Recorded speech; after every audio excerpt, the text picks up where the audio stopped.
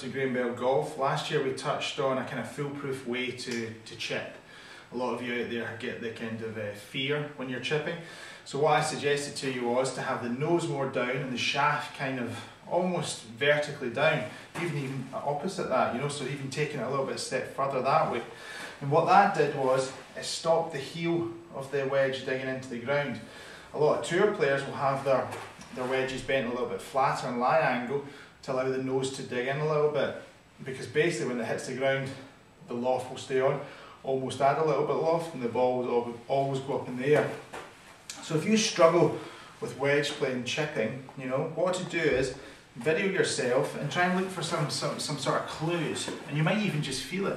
If I look at somebody that's got bad wedge play or inconsistent wedge play, we tend to find that the handles leading the ball position is really far back, and they're trying to squeeze the clips. They've been told to always hit down into the golf ball with the wedge.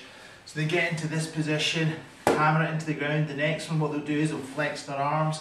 And it's very, very difficult to control the launch and the loft of the club and the spin on the ball. So if you look at good players, good wedge players, what I tend to find is they don't have the handle leading at impact with the wedges. They'll tend to have it maybe a little bit laid back. And what they'll also find is, if you watch my legs, they'll straighten, you know. Now, saying straighten your legs to somebody and fills them full of fear, but what it does is it shallows out the angle of attack of the club. So if you're struggling with your chipping, what you'll probably get is an angle of attack that if we looked at it from a radar device, the angle of attack would be really quite sharply down, so the club would come down, hit the ground, and so the yellow line, and then go straight back up again. And that makes it very, very difficult when you interact with turf. If you watch a tour player will tend to, or maybe even just a better player, will tend to have a kind of low point here, and the wedge is on the club is on the ground that little bit longer, so it's travelling along a shallower angle of attack, so it's not as sharp down. So you can see the angle, or the curve of this hula hoop. The club is coming down shallower, opposed to the two sticks we've got here, so it's not as sharp down.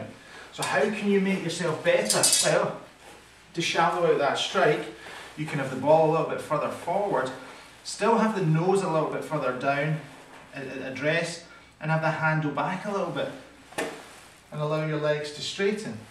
By doing that straightening, you're going to shallow out the strike. So if you think of the legs flexed, steep. If you think of the legs straightening, it's going to be shallow. Now when I say straighten your legs to something, oh, thin it already. Well, you're not necessarily going to thin it all the time, but what you're always going to do when the ball position is back and the handle's leading, you're going to have to do something with your arms to try and get that club out of its descent. And you can't control the loft that way. So if you watch a very good wedge player like Stricker, you know, there's not a lot of turf interaction. So if you're watching a better player practice, have a look and see if there's any evidence of them chipping off grass. Then look at yourself. If you get deep divots and you feel, and maybe you videoed yourself and you feel your knees are flexed, feel as if you're standing up and turning. And that will bring that club out of its descent, and you'll start to have less turf interaction.